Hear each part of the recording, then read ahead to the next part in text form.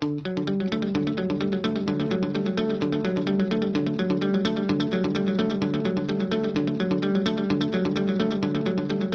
rápidos, pero non porque seamos veloces, sino porque Marta estuvo durante todo o día tomando nota e eu quero agradecerlle a Carmen que nos dira esta idea de que unha persoa estuvera tomando nota para facer esta síntesis, que ao mesmo tempo tamén nos vai a servir para elaborar un pequeno documento, resumen do que aquí se falou, pero con cosas moi concretas, para remitirvos a todos e, evidentemente, para remitir en primeiro lugar a Conselleira de Vivenda. Entón, xa vos deixo con ela e despois damos por rematado, primeras unhas pequenías palabras por a miña parte, este foro.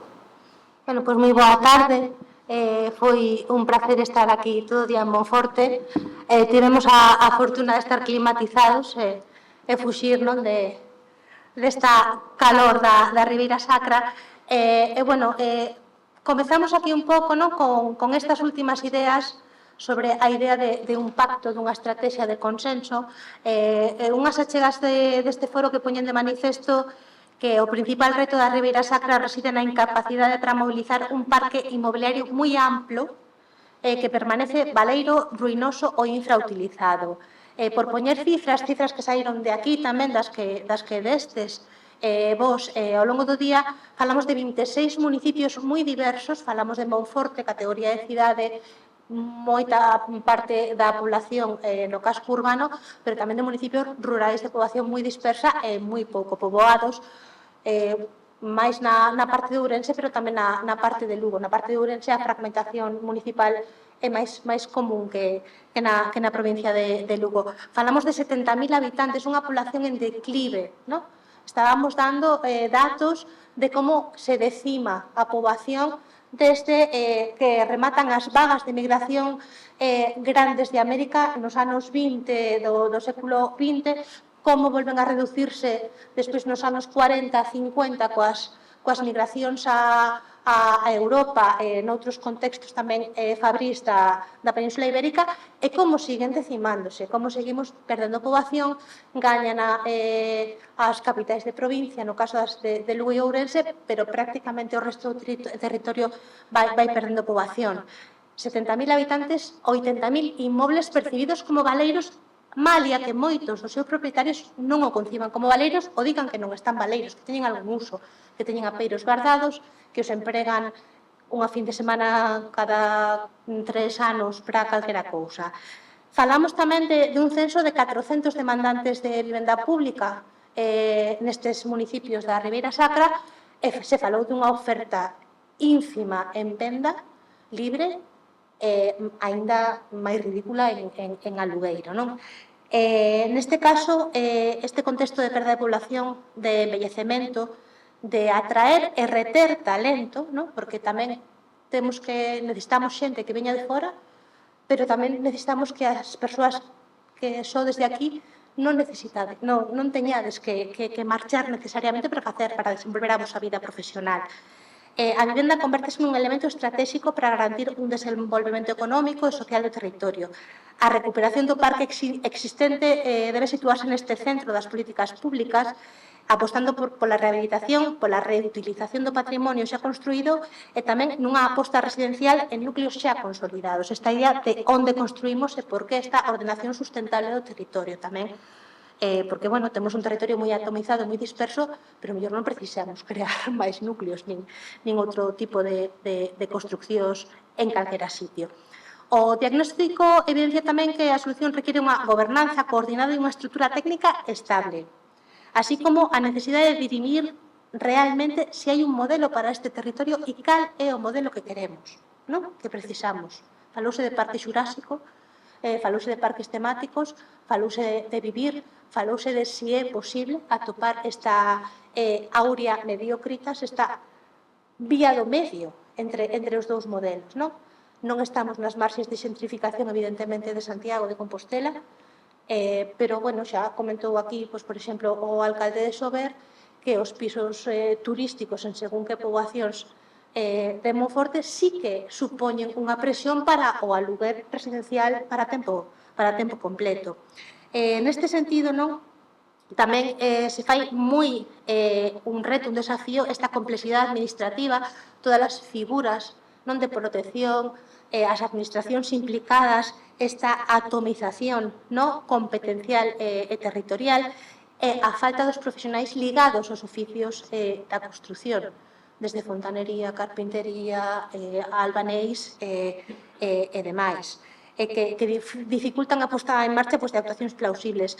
Neste sentido, resultaría fundamental impulsar unha oficina territorial da vivenda e da rehabilitación da Ribeira Sacra, como que se lle chame. A mí se me ocurriu este número así un pouco pola idea tamén de territorial, da rehabilitación, apoiada nun observatorio permanente de vivenda e emprego, capaz de identificar inmobles baleiros, acompañar os propietarios, coordinar as administracións, localizar liñas de financiamento público e privado, que iso é fundamental. Esta idea que se estuvo falando en moitos dos modelos, como ás veces se atopa un concello pequeno con 2-3 millóns de euros e non se ve capaz de desenvolvelo e ten que renunciar a axudas públicas, E agora estás falando de que o ICO ten cartos, esta idea de poder localizalos, captalos e poñelos en circulación. Coordinar as administracións, tamén avaliar de maneira continua os resultados das políticas públicas. Estas experiencias desenvolvidas tanto en Galicia como en outras comunidades autónomas e en outros países europeos demostran que existen os instrumentos contrastados que poderían poñerse en marcha tamén aquí. Habería que adaptalos porque somos distintos, pero é que calquera sitio do mundo vamos ser diferentes, Bolsas de alugueiro con garantías, programas de rehabilitación vinculados ao alugueiro accesible, cooperativas de autopromoción, recuperación do patrimonio público, compra selectiva de inmobles estratégicos, axencias profesionais de xestión. Todas estas medidas responden a unha mesma lógica que mobilizar vivenda, facilitar a chegada de novos residentes, fixar poboación, cubrir postos de traballo, reforzar estes sectores estratégicos na comarca, que aquí pode ser a viticultura, a agroalimentación, o turismo, os coidados das persoas maiores. Pensade nestas auxiliares de axuda a domicilio que van co coche, que fan quilómetros e quilómetros. Cada día, unhas horiñas en cada domicilio para cuidar as nosas persoas maiores. Por exemplo, a construción ou os servizos, que son fundamentais para seguir vivindo aquí. Se non tes calefacción, se non tes un técnico calefactor, un fontaneiro que che instale os servizos, se non tes unha persoa que che poña o SATE para ter un illamento e aforrar en enerxía, non das vivir aquí. Mercas un piso en Monforte, con sorte, cando non, o mellor en Ourense ou en Lugo ou en calquera outra cidade maior. E do mesmo xeito, tamén, moitas veces, temos a experiencia de que as persoas propietarias de vivenda baleira ou infrautilizada se poderían ver liberadas dunha carga que non saben como xestionar.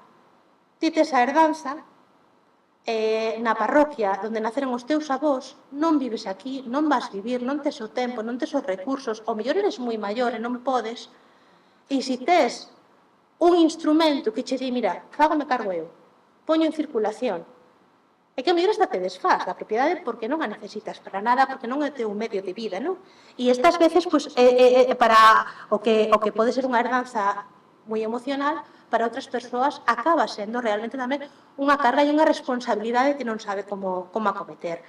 Entón, tamén é esta outra vantaxe, A estrategia proposta entende a vivenda como unha infraestructura económica esencial para atraer talento, consolidar emprego e facer viable un proxecto de futuro e de vida para a Ribeira Sacra.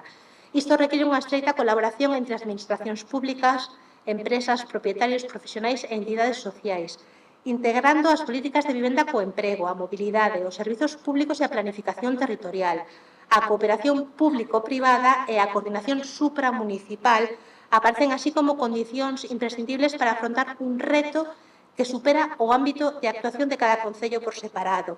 Propónse nesta última mesa, saiu, por exemplo, a proposta de que o COAG, como entidade de dereito público, se constitúa como ECOM, como entidade de xestión, de xeito que sirva como un apoio en municipios con menos capacidade de recursos técnicos, pois porque teñen un arquitecto 2 días a semana ou porque non dan feito realmente cos recursos que teñen. Xunto ás medidas técnicas e económicas, resulta imprescindible tamén incorporar unha mirada cualitativa sobre o territorio. Falaba Javier Burón de que non podes mandar unha oficina técnica ao norte de Navarra con persoas que non saiban falar euskera. Hai que coñecer a Ribeira Sacra para actuar desde a Ribeira Sacra. Aquí necesitas definir unha estrategia de vivenda que deba partir do coñecemento da súa cultura. Cultura entendido como sentido estricto, todo o que non é natura é cultura. Todo o que está feito pola mão das persoas é cultura. O sea, consideramos que un xardín é natura, pero un xardín no momento no que está planificado paisaxísticamente é cultura tamén. E así con todo, non? E aquí, necesitamos estas formas de entender como habitamos o territorio, como son as dinámicas comunitarias, as expectativas da poboación, que se empreguen estas ferramentas máis propias das ciencias sociais que permiten comprender as necesidades reais e avaliar o impacto das políticas máis aló dos indicadores numéricos do cuantitativo, para garantir un éxito de esta futura oficina territorial da vivenda e da rehabilitación da Ribeira Sacra, é preciso que as partes implicadas, as administracións, o empresariado, o persoal técnico e veciñanza, sintan que forman parte dun zeitgeist, dunha encomenda xeracional para o noso tempo e para o noso territorio. Do mesmo xeito, a perspectiva de xénero debe integrarse de maneira transversal no deseño e na avaliación das actuacións, identificando desigualdades existentes no acceso ao emprego, á vivenda e, sobre todo, no caso dos cuidados, porque, aquí os informes, estudos económicos feitos sobre as mulleres en Galicia establecen que se unha muller no medio urbano coida de media 1,5 dependentes, unha muller no medio rural coida de media 4 dependentes. Mulleres entre 35 e 60 e tantos anos. É moi difícil que con esa perspectiva de vida as mulleres, se teñen oportunidades noutros territorios, queden aquí se non van ter uns servicios adicionais para poder externalizar parte deses cuidados, que recaen maioritariamente, sabemos, nas mulleres entre 35 e 60 e tantos anos. Entón, esta mobilidade de servizos, este garantir que as políticas públicas contribúan a constituir un territorio máis inclusivo, equitativo e capaz de fixar poboación, tamén ten que ter en conta esta perspectiva de xénero. E, en definitiva, este pacto, esta estrategia, o que falemos sobre a vivenda na Ribeira Sacra, non debe residir únicamente en construir máis vivenda, que tampouco se pode desbotar, dado o caso, senón en activar de maneira intelixente o extraordinario patrimonio residencial xa existente, ver se o hai. Sabemos que son moitos inmobles. Pois a ver que se pode facer con eles. De quen son? Onde están? E ver que mecanismos temos para actuar.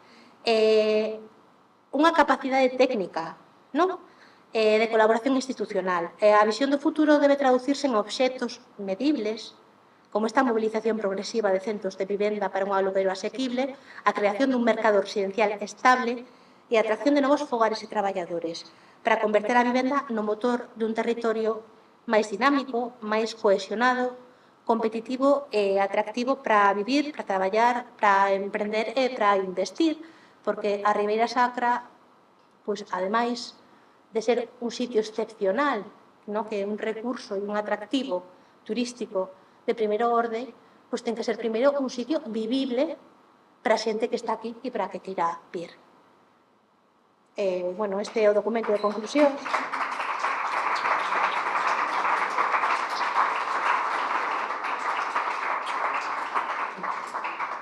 Ben, moitas gracias, Marta. Eu, despois do que acaba de dicir, solo dos cositas, que creo que sobra calquera documentario. Eu sempre fui un mal estudiante, sempre non, casi sempre, porque tiña moi pouca memoria e, de alguna maneira, iso sempre me obrigou a facer resumen de calquera cousa que estudiara. Era capaz de resumir un libro de 200 páginas en 20 folios. Entón, eu teño unha tendencia a esquematizar as cousas.